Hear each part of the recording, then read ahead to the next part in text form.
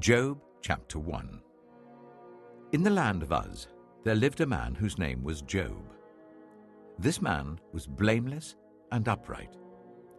He feared God and shunned evil.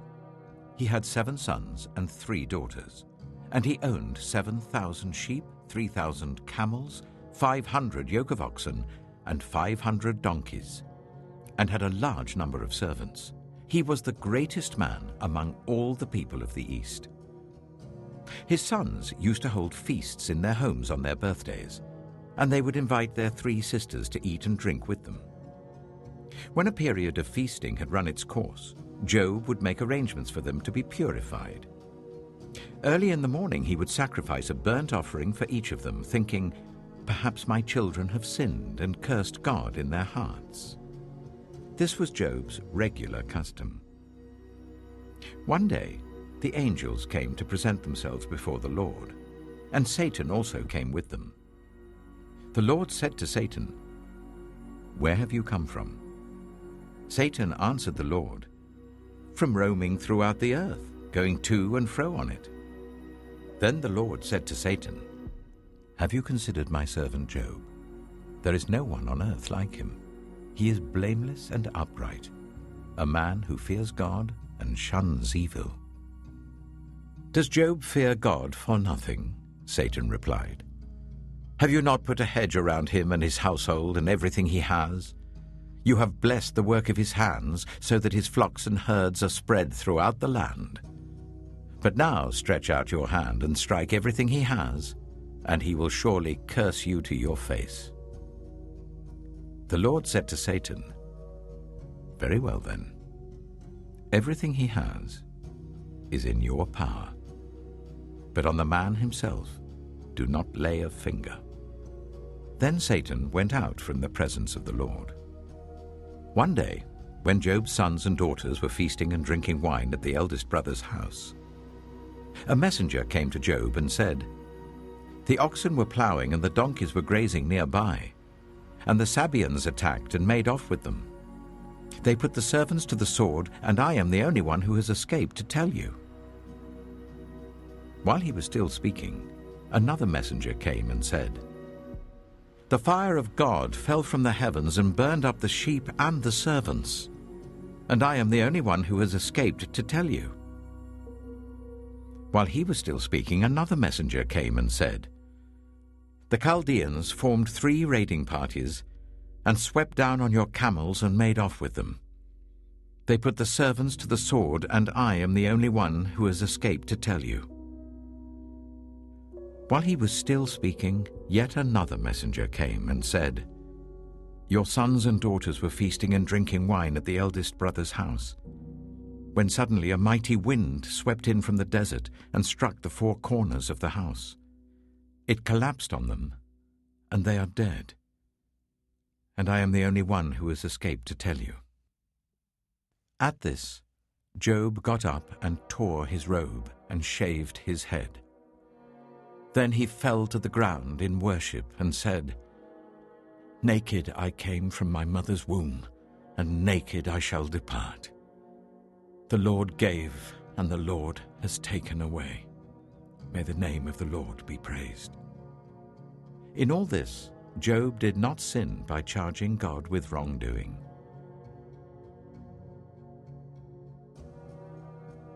Job chapter 2. On another day, the angels came to present themselves before the Lord, and Satan also came with them to present himself before him. And the Lord said to Satan, "Where have you come from?" Satan answered the Lord, "From roaming throughout the earth, going to and fro on it." Then the Lord said to Satan, "Have you considered my servant Job? There is no one on earth like him. He is blameless and upright, a man who fears God and shuns evil. And he still maintains his integrity, though you incited me against him to ruin him without any reason." "Skin for skin," Satan replied. "A man will give all he has for his own life. But now stretch out your hand and strike his flesh and bones, and he will surely curse you to your face." The Lord said to Satan, "Very well then, he is in your hands. but you must spare his life." So Satan went out from the presence of the Lord and afflicted Job with painful sores from the soles of his feet to the crown of his head. Then Job took a piece of broken pottery and scraped himself with it as he sat among the ashes. His wife said to him, "Are you still maintaining your integrity? Curse God and die." He replied, "You are talking like a foolish woman. Shall we accept good from God and not trouble?" In all this, Job did not sin in what he said. When Job's 3 friends, Eliphaz the Temanite, Bildad the Suchete, and Zophar the Naamathite, heard about all the troubles that had come upon him, they set out from their homes and met together by agreement to go and sympathize with him and comfort him. When they saw him from a distance, they could hardly recognize him. They began to weep aloud, and they tore their robes and sprinkled dust on their heads. Then they sat on the ground with him for 7 days and 7 nights. No one said a word to him, because they saw how great his suffering was. Job chapter 3. After this, Job opened his mouth and cursed the day of his birth. He said, "May the day of my birth perish, and the night that said a boy is conceived. That day, may it turn to darkness. May God above not care about it. May no light shine on it. May gloom and utter darkness claim it once more. May a cloud settle over it. May blackness overwhelm it. That night, may thick darkness seize it. May it not be included among the days of the year, nor be entered in any of the months. May that night be barren. May no shout of joy be heard in it. May those who curse days curse that day. Those who are ready to rouse Leviathan, may its morning stars become dark. May it wait for daylight in vain and not see the first rays of dawn. For it did not shut the doors of the womb on me, to hide trouble from my eyes. Why did I not perish at birth and die as I came from the womb? Why were there knees to receive me and breasts that I might be nursed? For now I would be lying down in peace. I would be asleep and at rest with kings and rulers of the earth who built for themselves places now lying in ruins, with princes who had gold, who filled their houses with silver. Or why was I not hidden away in the ground like a stillborn child, like an infant who never saw the light of day? There the wicked cease from turmoil, and there the weary are at rest. Captives also enjoy their ease. They no longer hear the slave drivers shout. The small and the great are there, and the slaves are freed from their owners. Why is light given to those in misery, and life to the bitter of soul, to those who long for death that does not come, who search for it more than for hidden treasure, who are filled with gladness and rejoice when they reach the grave? Why is life given to a man whose way is hidden, whom God has hedged in? For sighing has become my daily food, my groans pour out like water.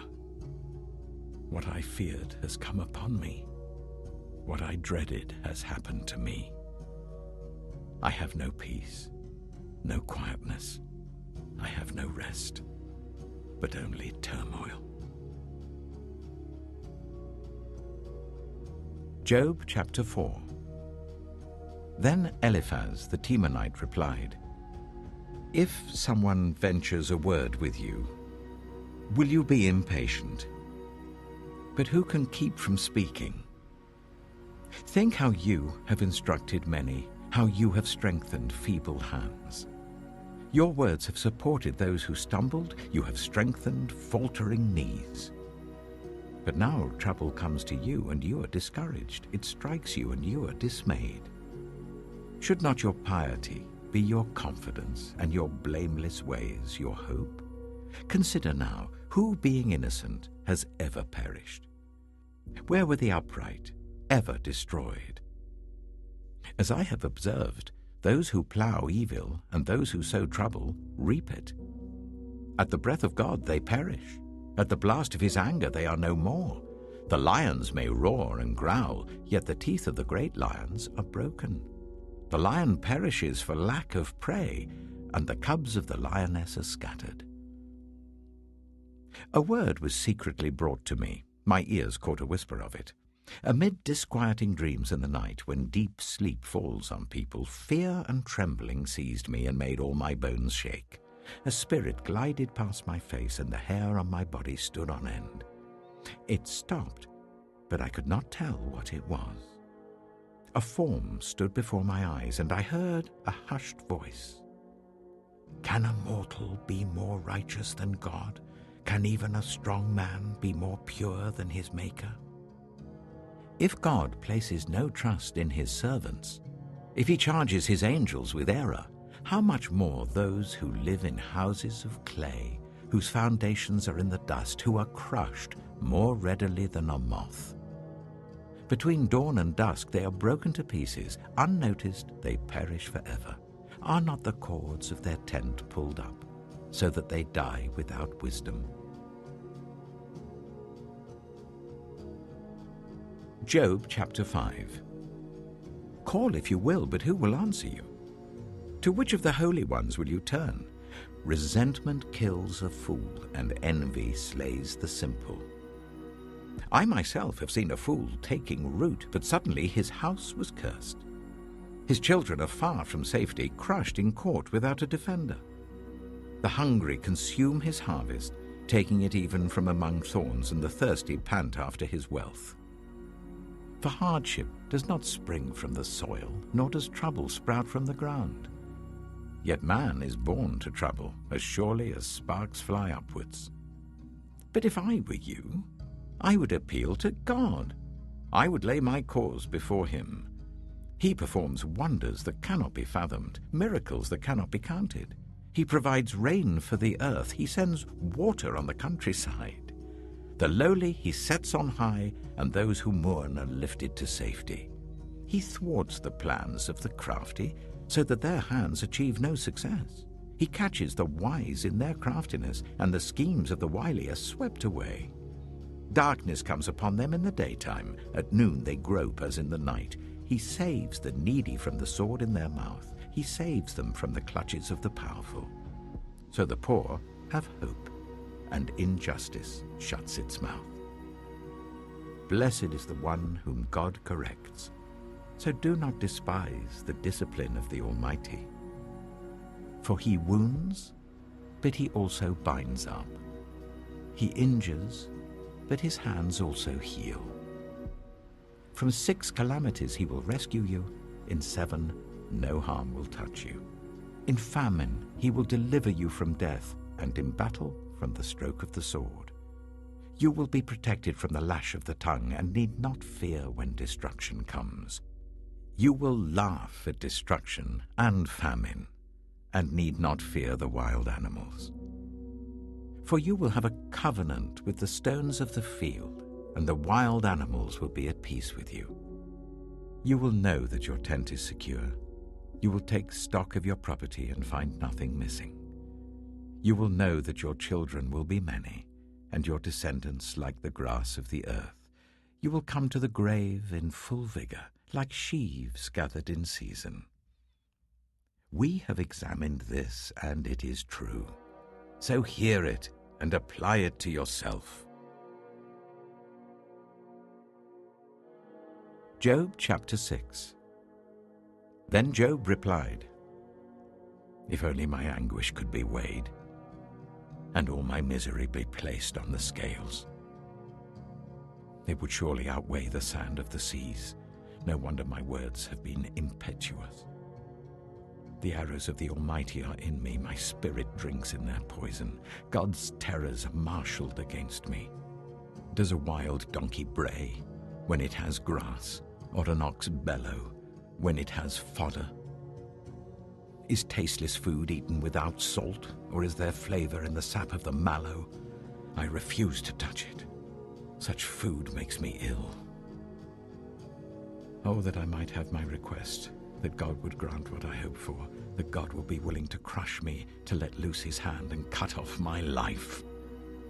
Then I would still have this consolation, my joy in unrelenting pain, that I had not denied the words of the Holy One. What strength do I have that I should still hope? What prospects that I should be patient? Do I have the strength of stone? Is my flesh bronze? Do I have any power to help myself now that success has been driven from me? Anyone who withholds kindness from a friend forsakes the fear of the Almighty. But my brothers are as undependable as intermittent streams, as the streams that overflow when darkened by thawing ice and swollen with melting snow, but that stop flowing in the dry season and in the heat vanish from their channels. Caravans turn aside from their routes. They go off into the wasteland and perish. The caravans of Tema look for water. The traveling merchants of Sheba look in hope. They are distressed because they had been confident. They arrive there only to be disappointed. Now you too have proved to be of no help. You see something dreadful and are afraid. Have I ever said, give something on my behalf, pay a ransom for me from your wealth, deliver me from the hand of the enemy, rescue me from the clutches of the ruthless? Teach me and I will be quiet. Show me where I have been wrong. How painful are honest words. But what do your arguments prove? Do you mean to correct what I say and treat my desperate words as wind? You would even cast lots for the fatherless and barter away your friend. But now be so kind as to look at me. Would I lie to your face? Relent, do not be unjust. Reconsider, for my integrity is at stake. Is there any wickedness on my lips? Can my mouth not discern malice? Job chapter 7. Do not mortals have hard service on earth? Are not their days like those of hired laborers? Like a slave longing for the evening shadows, or a hired laborer waiting to be paid, so I have been allotted months of futility, and nights of misery have been assigned to me. When I lie down, I think, how long before I get up? The night drags on, and I toss and turn until dawn. My body is clothed with worms and scabs. My skin is broken and festering. My days are swifter than a weaver's shuttle, and they come to an end without hope. Remember, O God, that my life is but a breath. My eyes will never see happiness again. The eye that now sees me will see me no longer. You will look for me, but I will be no more. As a cloud vanishes and is gone, so one who goes down to the grave does not return. He will never come to his house again. His place will know him no more. Therefore I will not keep silent. I will speak out in the anguish of my spirit. I will complain in the bitterness of my soul. Am I the sea, or the monster of the deep that you put me under guard? When I think my bed will comfort me, and my couch will ease my complaint, even then you frighten me with dreams and terrify me with visions, so that I prefer strangling and death rather than this body of mine. I despise my life. I would not live forever. Let me alone. My days have no meaning. What is mankind that you make so much of them, that you give them so much attention, that you examine them every morning and test them every moment? Will you never look away from me, or let me alone even for an instant? If I have sinned, what have I done to you? You who see everything we do. Why have you made me your target? Have I become a burden to you? Why do you not pardon my offenses and forgive my sins? For I shall soon lie down in the dust. You will search for me, but I shall be no more. Job chapter 8. Then Bildad the Shuhite replied, How long will you say such things? Your words are a blustering wind. Does God pervert justice? Does the Almighty pervert what is right? When your children sinned against him, he gave them over to the penalty of their sin. But if you will seek God earnestly and plead with the Almighty, if you are pure and upright, even now, he will rouse himself on your behalf and restore you to your prosperous state. Your beginnings will seem humble, so prosperous will your future be. Ask the former generations and find out what their ancestors learned. For we were born only yesterday and know nothing, and our days on earth are but a shadow. Will they not instruct you and tell you? Will they not bring forth words from their understanding? Can papyrus grow tall where there is no marsh? Can reeds thrive without water? While still growing and uncut, they wither more quickly than grass. Such is the destiny of all who forget God. So perishes the hope of the godless. What they trust in is fragile. What they rely on is a spider's web. They lean on the web, but it gives way. They cling to it, but it does not hold. They are like a well-watered plant in the sunshine, spreading its shoots over the garden. It entwines its roots round a pile of rocks and looks for a place among the stones. But when it is torn from its spot, that place disowns it and says, "I never saw you." Surely its life withers away, and from the soil other plants grow. Surely God does not reject one who is blameless, or strengthen the hands of evildoers. He will yet fill your mouth with laughter and your lips with shouts of joy. Your enemies will be clothed in shame, and the tents of the wicked will be no more. Job chapter 9. Then Job replied, "Indeed, I know that this is true. But how can mere mortals prove their innocence before God? Though they wished to dispute with him, they could not answer him one sin 1,000 times. His wisdom is profound, his power is vast. Who has resisted him and come out unscathed? He moves mountains without their knowing it and overturns them in his anger. He shakes the earth from its place and makes its pillars tremble. He speaks to the sun, and it does not shine. He seals off the light of the stars. He alone stretches out the heavens and treads on the waves of the sea. He is the maker of the Bear and Orion, the Pleiades and the constellations of the south. He performs wonders that cannot be fathomed, miracles that cannot be counted. When he passes me, I cannot see him. When he goes by, I cannot perceive him. If he snatches away, who can stop him? Who can say to him, "What are you doing?" God does not restrain his anger. Even the cohorts of Rahab cowered at his feet. How then can I dispute with him? How can I find words to argue with him? Though I were innocent, I could not answer him. I could only plead with my judge for mercy. Even if I summoned him and he responded, I do not believe he would give me a hearing. He would crush me with a storm and multiply my wounds for no reason. He would not let me catch my breath, but would overwhelm me with misery. If it is a matter of strength, he is mighty. And if it is a matter of justice, who can challenge him? Even if I were innocent, my mouth would condemn me. If I were blameless, it would pronounce me guilty. Although I am blameless, I have no concern for myself. I despise my own life. It is all the same.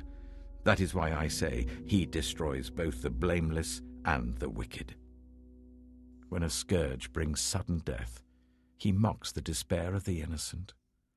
When a land falls into the hands of the wicked, he blindfolds its judges. If it is not he, then who is it? My days are swifter than a runner. They fly away without a glimpse of joy. They skim past like boats of papyrus, like eagles swooping down on their prey. If I say, I will forget my complaint, I will change my expression and smile, I still dread all my sufferings, for I know you will not hold me innocent. Since I am already found guilty, why should I struggle in vain? Even if I washed myself with soap and my hands with cleansing powder, you would plunge me into a slime pit so that even my clothes would detest me. He is not a mere mortal like me, that I might answer him, that we might confront each other in court. If only there was someone to mediate between us, someone to bring us together, someone to remove God's rod from me, so that his terror would frighten me no more. Then I would speak up without fear of him. But as it now stands with me, I cannot.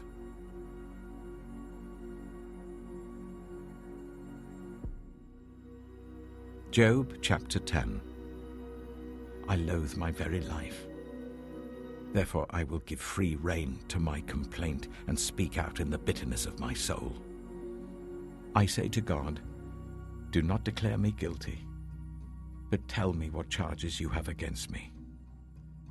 Does it please you to oppress me, to spurn the work of your hands, while you smile on the plans of the wicked? Do you have eyes of flesh? Do you see as a mortal sees? Are your days like those of a mortal, or your years like those of a strong man, that you must search out my faults and probe after my sin? Though you know that I am not guilty, and that no one can rescue me from your hand. Your hands shaped me and made me. Will you now turn and destroy me? Remember that you molded me like clay. Will you now turn me to dust again? Did you not pour me out like milk and curdle me like cheese, clothe me with skin and flesh, and knit me together with bones and sinews? You gave me life and showed me kindness, and in your providence watched over my spirit. But this is what you concealed in your heart, and I know that this was in your mind. If I sinned, you would be watching me, and would not let my offense go unpunished. If I am guilty, woe to me. Even if I am innocent, I cannot lift up my head, for I am full of shame and drowned in my affliction. If I hold my head high, you stalk me like a lion, and again display your awesome power against me. You bring new witnesses against me and increase your anger towards me. Your forces come against me, wave upon wave. Why then did you bring me out of the womb? I wish I had died before any eye saw me. If only I had never come into being, or had been carried straight from the womb to the grave. Are not my few days almost over? Turn away from me so that I can have a moment's joy before I go to the place of no return, to the land of gloom and utter darkness, to the land of deepest night, of utter darkness and disorder, where even the light is like darkness.